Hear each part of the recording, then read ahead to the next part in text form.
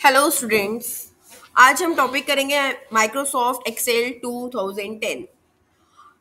Microsoft Excel 2010 में पहुंचने के लिए हम या तो विंडो आर प्रेस करेंगे, विंडो आर, ठीक है।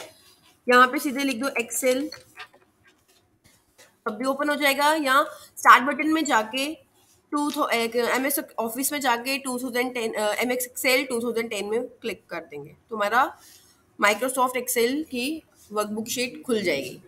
ठीक है, ये ओपन हो रहा है।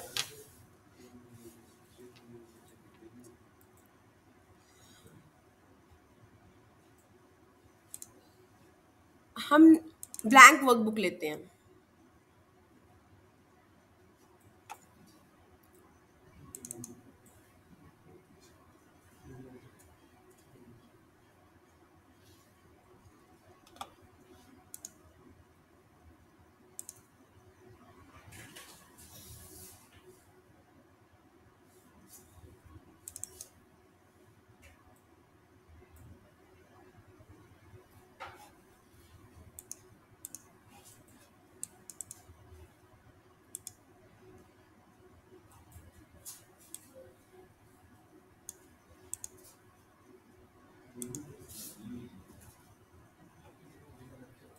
ये आपकी शीट ओपन हो गई, ठीक है। ये आपकी एम एक्स एक्सेल की 2010 वर्कबुक शीट है, ठीक है। इसमें क्या है, जो A1 B A B C D E F, this is rows columns, and 1 2 3 so on up to, ये आपके सारे हमारे रोज हैं। हमारे अगर हमने चेक कर रहे हैं कि जब हम एक्सेल में हम क्या करते हैं, हमने कोई भी डाटा एंट्रीज करनी है तो हम सारी एक्सेल में करते हैं, ठीक है। जैसे हमें जैसे हम सामान लेने गए हैं मार्केट में, अगर हमने उसकी शीट बनानी है कि राशन का सामान लेने ही गए हैं, तो हम उसमें भी इसमें हम उसका सामान डाटा एंट्रीज भी कर सकते हैं। अगर हमने किसी की बच्चों की ग्रेडिंग परसेंटेज निकालने, कैलकुलेशंस करनी, जितनी भी कैलकुलेशंस करनी है हमने, हम उसमें एक्सेल में ही करते हैं, ठीक है। हमारे एक्सेल में क्या होता है, हमने किसे कॉलम्स और रोज में हम जो भी डाटा एंट्रीज करते हैं कॉलम्स और रोज की हेल्प से करते हैं, ठीक है। हमारी नंबर ऑफ रोज कितनी होती हैं एक्सेल में, हमने कैसे चेक करना है। अब हम ऐसे यहाँ पे क्लिक करते रहूँ, एरो कीज प्रेस करते रहूँ ऐसे, तो आपको वो स्क्रॉल बार से करते रहोगे, बहुत टाइम लगेगा। इसका शॉर्टकट की क्या होता है, कंट्रोल और डाउन एरो प्रेस करो तो आपको पता चल जाएगा हमारी नंबर ऑफ रोज कितनी होती है एक्सेल में। जैसे ये मैंने की प्रेस की, जैसे मैंने इसको फर्स्ट 1 को प्रेस किया, इसको प्रेस किया, तो ये क्या आपका, ये रोज है। अगर मैं इसको प्रेस करूं, ये कॉलम है, ठीक है। पता चल गया कॉलम क्या होता है, रोज क्या होती है। अगर मैं कंट्रोल और डाउन एरो प्रेस करूं तो मुझे पता चल गया कि इसमें रोज कितनी है, 1048576, ठीक है। और इसमें कॉलम्स कितने होते हैं, ए से लेके जेड, नहीं, ए से लेके, कॉलम चेक करने के लिए हमारे ए से लेके एक्स एफ डी तक कॉलम होते हैं। कितने हैं टोटल नंबर ऑफ कॉलम्स, कितने हो गए, 16,384 कॉलम्स हैं हमारे एक्सेल में, ठीक है। और एम एस एक्सेल में ऐसा नहीं होता कि आपने ए ही कॉलम से आपको डाटा एंट्री करना स्टार्ट करनी है। आप कहीं से भी कॉलम से स्टार्ट कर सकते हो डाटा एंट्री करना। ये कोई इसमें डिफाइन नहीं है कि आपको ए ही कॉलम से डाटा एंट्री करनी है, ठीक है। अगर मुझे बैक जाना है, ए कॉलम में जाना है, तो मुझे क्या प्रेस करना है, कंट्रोल अप एरो, ए सॉरी ए प्रेस करना है और लेफ्ट एरो प्रेस करना है, ठीक है। ए कंट्रोल और लेफ्ट एरो प्रेस करेंगे तो मैं वापस फर्स्ट कॉलम में पहुंच जाऊंगी। अगर मैं कंट्रोल और राइट एरो प्रेस करूंगी तो मैं लास्ट कॉलम में पहुंच जाऊंगी। तो लास्ट कॉलम मेरा कौन सा है, एक्स एफ डी, ठीक है। और हमारे नंबर ऑफ कॉलम्स कितने होते हैं, 16,384। अगर मुझे लास्ट रोज देखनी है तो मुझे कंट्रोल डाउन एरो प्रेस करना है। अगर मुझे फर्स्ट रो देखनी है तो कंट्रोल अप एरो प्रेस करना है। इतना क्लियर हो गया। उसके बाद अब मुझे सिंपल इसमें डाटा एंट्रीज प्रेस करनी है। ये जो हमारा है, फाइल, होम, इंसर्ट टैब है, पेज लेआउट है, ये मेन्यू बार है हमारा, ठीक है। ये क्या है, बुक 1। बाय डिफॉल्ट हमारी कौन सी हमारी शीट खुली हुई है, वर्क वो हमारी बुक 1 शीट खुली है बाय डिफॉल्ट, ठीक है। तो जो ये मैंने प्रेस किया, ये सिलेक्ट किया जो एरिया, इसको हम वर्क एरिया बोलते हैं, ठीक है। और ये जो ए बी सी ये कॉलम्स हैं, 1 2 3 आपकी रोज हैं, और जो ये है आपके, ये रिबन है, जैसे होम रिबन खुला है इस टाइम, ये इंसर्ट रिबन है, ये पेज लेआउट है, ये फॉर्मूला है, ये डाटा, ये रिव्यू एंड व्यू, ठीक है। उस सॉरी उसके बाद क्या हुआ, अब मैं यहाँ से डाटा एंट्रीज फिल करना स्टार्ट कर दूंगी, ठीक है। सीरियल नंबर दिया, सीरियल नंबर दिया, उसके बाद नेक्स्ट है नेम, टैब प्रेस किया, सब्जेक्ट 1, सब्जेक्ट 2, सब्जेक्ट 3, 3 सब्जेक्ट्स का टोटल करेंगे। देन उसका हम टोटल करने के बाद हम उसकी परसेंटेज निकालेंगे, परसेंटेज, देन उसका एवरेज, देन कितने काउंट निकालेंगे, मैक्सिमम क्या है वैल्यू इसकी, बच्चे की कितने सब्जेक्ट में, कौन से सब्जेक्ट में मैक्सिमम वैल्यू वो डालेंगे, मिनिमम किस में है, परसेंटेज हो गया, एवरेज हो गया, ठीक है। उसके बाद इसमें डेटा एंट्रीज करेंगे। अब मैं 1 एंटर प्रेस करके 2 3 नहीं करूंगी, मैं क्या करूंगी, इसमें जब ये एरो, ये प्लस का साइन बनेगा तो मैं इसको ड्रैग करूंगी, 10 एंट्रीज कम से कम मैं फिल करूंगी, तो ये सारा मतलब बाय डिफॉल्ट 1 1 आएगा। अब मुझे इसको 1 2 3 लाने के लिए मुझे इस पे क्लिक करने के बाद फिल सीरीज जाना है, ठीक है, ये अपने आप डाटा फिल हो गया। उसके बाद क्या करना है, अब अगर हमें स्क्रीन हमें जो ये छोटी दिख रही है, तो मुझे इसको जूम इन करने के लिए क्या करना पड़ेगा, alt V Z, zoom in out करने के लिए ऑल्ट वी जेड करूंगी, तो क्या हो जाएगा, डाटा ये मैं स्क्रीन को मैक्सिमाइज कर दूंगी, ठीक है, मतलब जूम जूम इन करूंगी, जूम आउट, ठीक है।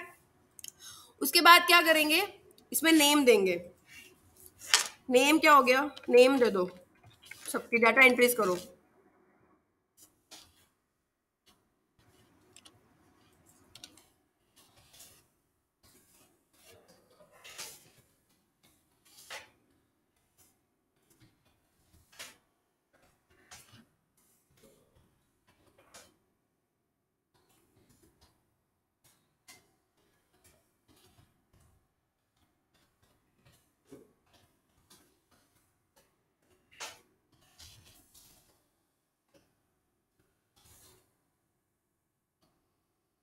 सब्जेक्ट के मार्क्स 25 32 33 45 25,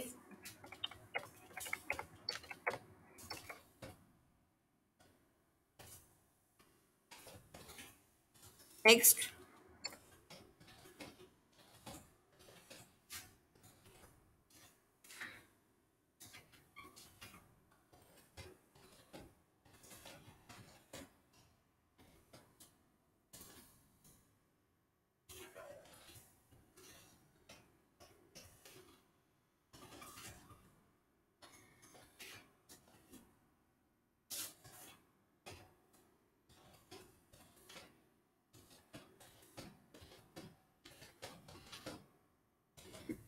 हमारी डेटा एंट्रीज हो गई, मतलब सब्जेक्ट 1 के मार्क्स मैंने डाल दिए, 2 के डाल दिए, 3 के। अब मुझे टोटल करना है, टोटल करने के लिए मुझे क्या करना है, डायरेक्ट इनका ऑटो सम कर देना है, तो मेरा टोटल इसमें कैलकुलेट हो गया, एंटर प्रेस करो, टोटल आ गया, ठीक है। यहाँ पे गई मैं ऑटो होम में, होम टैब में जाके यहाँ पे ऑटो सम में गई, तो डायरेक्ट ऑटो सम में, फिर मैं क्या करूंगी, इसमें क्लिक किया तो इसको ड्रैग करके छोड़ देना, मैंने एक एक का नहीं निकालना होता, ड्रैग करके छोड़ दिया, ऑटो सम डायरेक्टली हो गया। या तो अगर मैं ऑटो सम की ऑप्शन डायरेक्ट है, डायरेक्ट मैंने ऑटो सम में क्लिक किया, नहीं है तो हमने क्या करना था, सम फंक्शन लगाना होता है। सम फंक्शन कैसे लगाते हैं हम, इक्वल टू, अब देखो मैं जब इस पे क्लिक कर रही हूँ तो लिखा है ना यहाँ पे फंक्शन बार में, देखो ये फंक्शन बार है, fx2 बना ही फंक्शन बार है। तो जब भी हमने कोई फंक्शन यूज करना होता है तो हमने हमेशा उसमें इक्वल टू का साइन लगाना है, इक्वल टू लगाया, इक्वल टू लगाने के बाद सम लिखना है, सम लिखने के बाद हमने क्या करना होता है, जहां से लेके रेंज देनी है, कहां से लेके कहां तक हमने स्टार्ट कहां से वैल्यू करनी है और एंड कहां तक करनी है, वो रेंज देनी है। मतलब मैंने रेंज क्या दी, सी, सी लिया, सी कॉलम है, और रो कौन सी है, वैल्यू कहां पड़ी है, 2 में, सी कॉलम वैल्यू 2, मतलब C2 से लेके E2 तक मुझे रेंज देनी है कि मुझे इनका ही सम चाहिए। तो मैंने वो दे दिया। या तो डायरेक्टली आप ऑटो सम कर लो, या तो आप इक्वल टू डाल के सम करो। तो इसको सिलेक्ट कैसे करना है, शिफ्ट प्रेस करना है, देन उसका सिलेक्ट हो जाएगा। तीनों को सिलेक्ट करके उसमें इक्वल्स टू सम लिख के कर देना है, ठीक है। अच्छा, अब परसेंटेज सम करना आ गया। उसके बाद परसेंटेज कैसे निकालते हैं, परसेंटेज का इसमें कोई स्पेशल फॉर्मूला नहीं बना है, हमें सिंपल जैसे परसेंटेज हमें पता है कैसे निकालते हैं। इक्वल्स टू डाल के total value marks obtained divided by number of total marks, कितने में से आए मार्क्स, टोटल मार्क्स कितने हुए, 50 में से मैंने दिए मार्क्स, 50 मतलब 150 में से 150 इंटू 100, यह आपका हो गया परसेंटेज कैलकुलेट। तो अब इसको मैंने एक एक में फॉर्मूला नहीं डालना है, मैंने सिर्फ जब ये प्लस का साइन यहाँ बनता है तो उसको ड्रैग करके ड्रॉप कर देना होता है, तो मेरी वैल्यू सारी आ जाती है, ठीक है। अब क्या कर रहे हैं, जैसे अब ये परसेंटेज है, अब ई हमें दिखाई नहीं दे रहा है, यहाँ तो इसका इस एरो का इस प्लस साइन का यूज करो, इसको आगे चला दो कि परसेंटेज दिख जाए। यहाँ तो डबल क्लिक करना है इसको एडजस्ट करने के लिए, ठीक है। उसके बाद क्या हो रहा है, हमारी परसेंटेज आ रही है 72.66667। तो मैं चाहती हूँ मेरी परसेंटेज यहाँ तो दिखे 73, यहाँ तो दिखे 72। अगर तो 0.5 के बाद 0.5 के बाद वैल्यू 0.67 है, तो इसका मतलब राउंड फिगर 73 हो जाना चाहिए। तो मैं वहाँ यहाँ पे कुछ ऐसा ही डालूंगी। तो मुझे उसके करने के लिए क्या करना पड़ेगा, इक्वल्स टू के आगे राउंड डालना पड़ेगा। क्या डालना पड़ेगा, राउंड, कि मुझे वैल्यू राउंड फिगर में चाहिए, इसलिए मैं राउंड डाल रही हूँ। राउंड,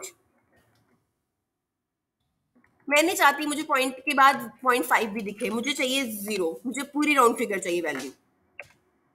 तो मतलब अब 72.6 थी, इसका मतलब ये 73 कंसीडर करेगी। अब मैं क्या करूंगी, इसके ऊपर क्लिक करने के बाद यहाँ जब प्लस का साइन बनेगा तो मैं ड्रैग एंड ड्रॉप कर दूंगी, तो मैं ऑटोमेटिकली मेरी राउंड फिगर वैल्यू बन गई। ओके, देन एवरेज निकालना, हमने टोटल करना भी सीख लिया, परसेंटेज निकालना भी सीख लिया, अब हम एवरेज करना आपको सिखाएंगे। एवरेज में क्या करना है, इक्वल्स टू एवरेज। एवरेज में क्या होता है, number of sum of observations upon number of observations. Average लिखेंगे, एवरेज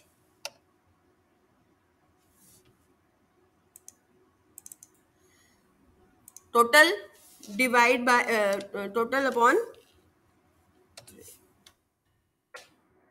एक minute,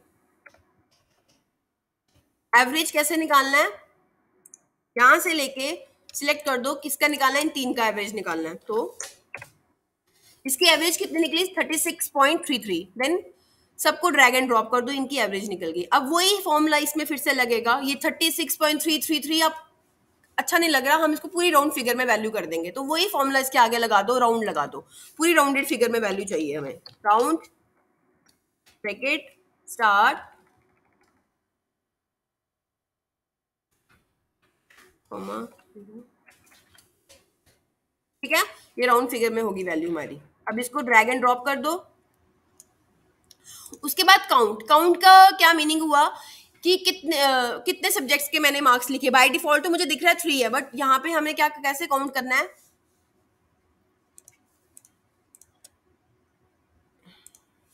equals to count, formula use करना है। अब मेरे पास तो यहाँ पे मुझे 3 ही वैल्यूज है, तो मुझे पता है इसका आंसर 3 आएगा। बट अगर मेरे पास बहुत ज्यादा कॉलम्स हो तो फिर मुझे क्या करना होता है, रेंज लेनी होती है, first range then last range, कहाँ से लेके कहाँ तक।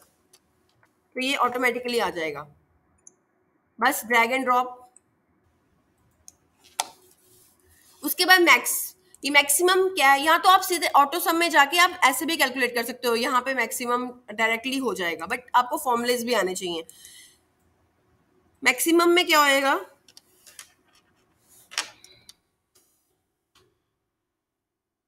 वही रेंज सेलेक्ट करो, मैक्स का फंक्शन दबाओ, मैक्स लिखो, रेंज सेलेक्ट करो, यहाँ से लेकर, मतलब इसमें मैक्सिमम वैल्यू कौन सी है वो इसमें वैल्यू आएगी। मैंने तो मुझे पता था सब्जेक्ट 1 में प्रिया के 25 है, सब्जेक्ट 2 में 45 है, सब्जेक्ट 3 में 39 है, तो इसमें मैक्सिमम वैल्यू कौन सी है, 45। तो अब ये तो मेरे पास डाटा कम था, इसलिए मुझे भी यहाँ दिख रहा है, शो हो रहा है 45। जब मेरे पास डाटा एंट्रीज बहुत ज्यादा होंगी तब मुझे ये वैल्यूज, तब मुझे ये फंक्शंस काम आते हैं। ठीक है, अब मैं इस पे ड्रैग एंड ड्रॉप कर दूंगी, सबके अपने आप हो जाएंगे। ठीक है, जैसे इसमें 32, 25, 46 से मैक्सिमम 46 है। अब नेक्स्ट है मिनिमम। मिनिमम वैल्यू करने के लिए क्या, मिनिमम मतलब इसमें सबसे छोटा वैल्यू किसकी है, जैसे 25, 49, 39। अब इसमें छोटी वैल्यू 25 है, यहाँ तो मुझे शो हो रहा है तो पता चल रहा है। अगर वैल्यू ज्यादा हो तो मुझे उसके लिए तब लगाना होता है मिनिमम, MIN लगाया, ब्रैकेट में लिया, रेंज सेलेक्ट की, कहाँ से लेके कहाँ तक, ठीक है, देन एंटर प्रेस किया तो पता चल गया 25 is the smallest value, then drag and drop. ठीक है, ओके। अब सीरियल नंबर ये, अब जैसे हम वर्ड में करते हैं, जैसे अलाइनमेंट हम उसकी डिजाइनिंग भी करते हैं, तो इसमें भी हम उसको अच्छे से डिजाइन कर सकते हैं। जैसे हमारा सीरियल नंबर लेफ्ट में आ रहा है तो मैं इसको राइट में भी कर सकती हूँ, सेंटर में भी कर सकती हूँ। अब मैं क्या करती हूँ, पूरे पेज को सिलेक्ट करके सारा सेंटर में कर देती हूँ, अच्छा लग रहा है। उसके बाद इनको हेडिंग्स को सिलेक्ट करके मैं इसको बोल्ड भी कर सकती हूँ, क्योंकि जो ये रिबन्स के ऑप्शंस हैं मैं ये साथ साथ ही बता रही हूँ। ठीक है, बोल्ड हो गया। आज के वीडियो में इतना ही बताऊंगी, सम कैसे निकालेंगे, परसेंटेज कैसे निकालेंगे, एवरेज कैसे कैलकुलेट करते हैं, काउंट कैसे कैलकुलेट करते हैं, मैक्सिमम वैल्यू कैसे निकालते हैं और मिनिमम। Thank you.